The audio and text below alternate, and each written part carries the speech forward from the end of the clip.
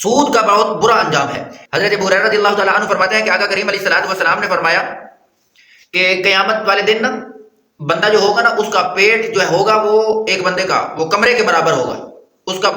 جو پیٹ ہے نا وہ ایک بڑے کمرے کے برابر ہوگا، ایک گھر کے برابر ہوگا۔ بطونہم بیوتا، ان کے پیٹ جو ہوں گے وہ ایک گھر کی طرح ہوں گے، اور اتنے بڑے پیٹ کے اندر جو ہے وہ ایک گھر کے جتنے پیٹ کے اندر سانپ بھرے ہوئے ہوں گے۔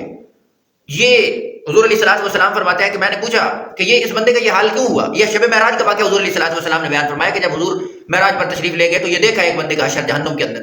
تو پوچھا گیا کہ یہ بندہ کون ہے، اس کا یہ حشر کیوں ہے، اس کا اتنا بڑا پیٹ ایک گھر کے برابر اور اس میں سانپ بھرے ہوئے ہیں؟ تو انہوں نے بتانے والوں نے بتایا یا رسول اللہ یہ دنیا میں سود خور تھا، سود کھاتا تھا یہ بندہ، تو اس کی وجہ سے آپ دیکھیں ایک سانپ ہو اس کو کوئی آدمی دیکھ لے تو اس کے جو ہے وہ ڈر کا کیا عالم ہوتا ہے، اور پھر وہ سانپ ایک ہو، اب ایک کمرہ سانپوں کا بھرا ہوا ہو اور وہ کمرہ اس کا خود پیٹ ہو، تو سنو دیکھو اور سوچو کہ اس کے اندر اس بندے کا کیا حشر ہوگا۔ حضرت انس رضی اللہ تعالیٰ عنہ فرماتے ہیں کہ حضور علیہ الصلوۃ والسلام نے ارشاد فرمایا، حدیث مبارکہ ہے کہ جب تم سے کوئی بندہ قرض لے کر جائے تو جو مقروض ہے اس سے قرض دینے والا ہدیہ بھی وصول نہیں کر سکتا، ہدیہ بھی نہیں لینا۔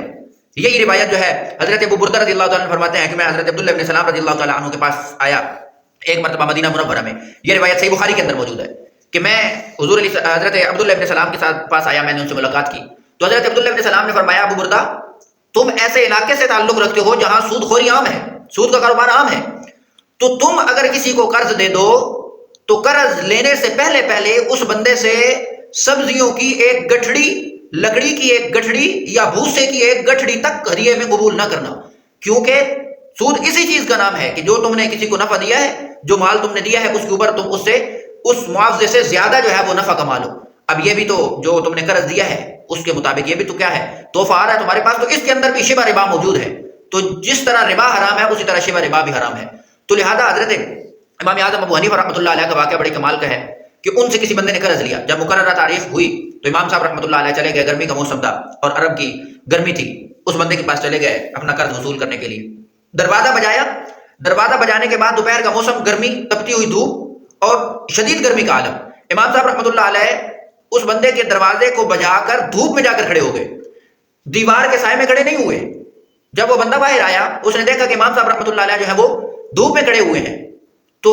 ان سے کسی نے پوچھا، اس بندے نے پوچھا یا کسی نے بھی پوچھا کہ یہ کیا معاجرہ ہے، آپ سائے میں کھڑے ہو جاتے،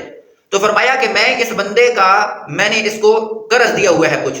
اور قرض واپس لینے سے پہلے مقروض سے کسی قسم کا ہدیہ قبول کرنا جو ہے وہ درست نہیں ہوتا، وہ سود کے اندر ہوتا ہے۔ تو میں نے بھی یہی سوچا کہ اگر میں اس کی دیوار کے سائے میں کھڑا ہوں گا اور اس سائے کا نفع میں حاصل کروں گا تو کہیں یہ سود کے اندر نہ آ جائے، میں نے اس سے بچنے کے لیے احتیاط کی ہے۔ تو اتنی بڑی احتیاط جو ہے وہ زیادہ ضروری ہے۔ حضرت